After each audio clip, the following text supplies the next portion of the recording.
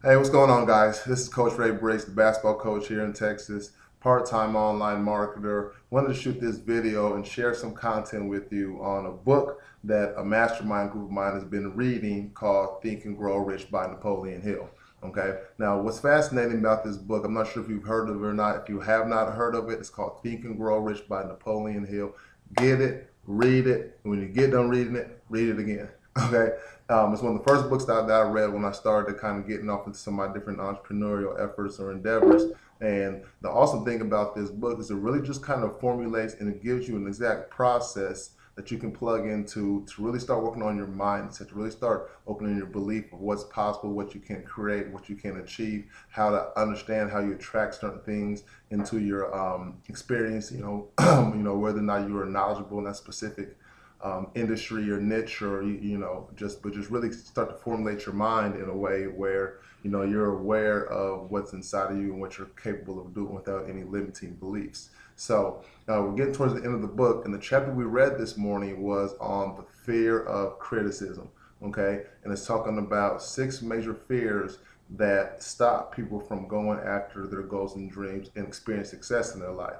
And when I was reading this chapter today, and what was most interesting when I was going through it was how it broke down the psychology behind the fear of criticism and how it stops so many people from going after greatness or going after their goals or going after, the next step in their life or the next list, next item on their list. Okay. And it just kind of got me thinking back, reflecting over my life where, different times in my life where, I've received a lot of criticism to not try and do something, or once I've started doing it and maybe I was struggling to start, receive more criticism, and how I responded to it, things that have helped me out up to this point. Now, my background is in basketball. I've been playing basketball my whole life. You guys have, been following my vision, 6'8", always been the tall guy. Now, this is going to be interesting to kind of show you where I first started getting exposed to, that fear of criticism and how it can kind of hold you back and hinder you a little bit. Okay, I'm 6'8" tall. All right, I'm 6 feet inches tall, 8 inches tall. Been tall my whole life. And I remember when I was younger, everybody was like, okay, tall, what should you do? Of course, play basketball, right? So everybody's telling me you need to play basketball, you're tall, you can be good, da da da, all this and that, right? But, I was a little real insecure about, my height, my size, my coordination. I was a little bit uncoordinated and whatnot. And, I had some fears of going out there and really getting into basketball, really working hard at stuff because I was afraid of how I would look, how people would talk about me, different stuff like that. Eventually, got over that fear, and that fear of criticism continues to come up in different areas. When I was trying to make it to varsity, when I was trying to get a college scholarship, when I was trying to, when I made a decision halfway through college to leave the school that I was at with a guaranteed scholarship to try and go and play at Division I level, which I was able to do. And so, there's many things along the way that, you know, people told me that I wouldn't be able to do, or I wasn't good enough, or the odds were against me, the percentages weren't in my favor, and I had to make some different decisions to not let that criticism scare me into not taking action. And the same thing is carried over since I've graduated from college and I got a degree and I'm married and I've been working and I'm starting a family and stuff.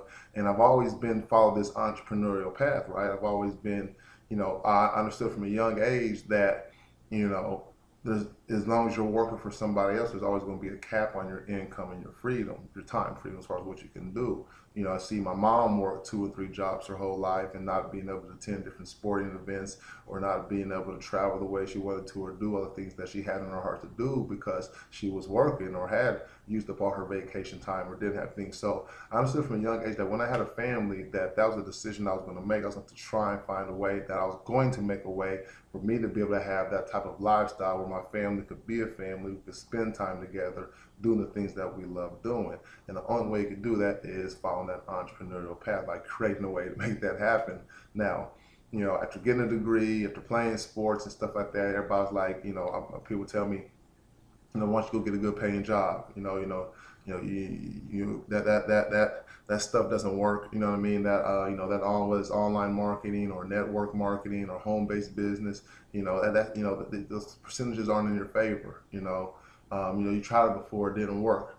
Are you doing this again? Are you doing that again? And there's so much negativity that comes off from people who maybe intentions are well. They really want to see you do well. And they want to see you get hurt, but you got to be careful how much of that information that you take in, because it really starts to put a limiting belief on you. And when you don't believe, that you can accomplish your vision, your dream, then you're not going to do it. And it's the same message, ironically, that we preach to the kids these days, whether it's in sports, in schools, in their community. We tell them to, go for straight A's. We tell them to go for that varsity level basketball spot. We tell them they can set their dreams and goals as big as they want to. And while they're young, we're real cautious not to kill that belief, not to criticize them too hard. We're real kid gloves, real fragile, gentle with that subject. But what's interesting is, as life goes on, people begin to that filter starts coming off. And people are a lot more apt to tell you, okay, well, that's a good idea, but you might want to do this and be safe. Well, that possibly could work, but you don't want to put all your hopes and dreams in that. You know what I mean? And when it comes to a lifestyle, when it comes to trying to create what it is that you want out of life, or you're trying to go get that varsity spot, or you're trying to get that college scholarship, or you're trying to play, professional sports, or you're trying to make a better marriage, or you're trying to, start your own business from scratch, not knowing anybody in your community and having to start from bare nothing, that you can't let that fear of criticism hold you back from taking action. And when you start having those feelings, this is what's worked for me. That's all I can give you is what's worked for me. There's been many times where I didn't feel like I could have started my basketball program that's doing very well, or start my own business, or be able to work from home, or be able to do so many things in a city that I didn't grow up in and didn't know anybody in. That feeling of, what happens if it doesn't work, that fear, that anxiety, that causes people to not take action. When I started learning how to embrace that feeling, and recognize that emotion. And when I recognized, okay, that emotion, that feeling, whatever, and I could take and be like, okay, that's why I have to do this. That's why I got to take action. That's why I got to produce X, Y, Z result, whatever it is for you. So I just want to put this message out there. Think and Grow Rich from Napoleon Hill, phenomenal book. Really helped me open up my mindset to what was possible and allowed me to start to create this future, this lifestyle that I'm living in, and continue to push and expand for me, for my family, for my community. So the fear of criticism, don't let it hold you back. Anybody that's putting criticism your way, take that energy. Don't let it consume you, but you take it and you use it to consume whatever it is that you're doing. So hope you got some value in this video today. This is Coach Ray Briggs, basketball coach here in Texas, part-time online marketer. Take care, be blessed, and we'll see you guys over the top.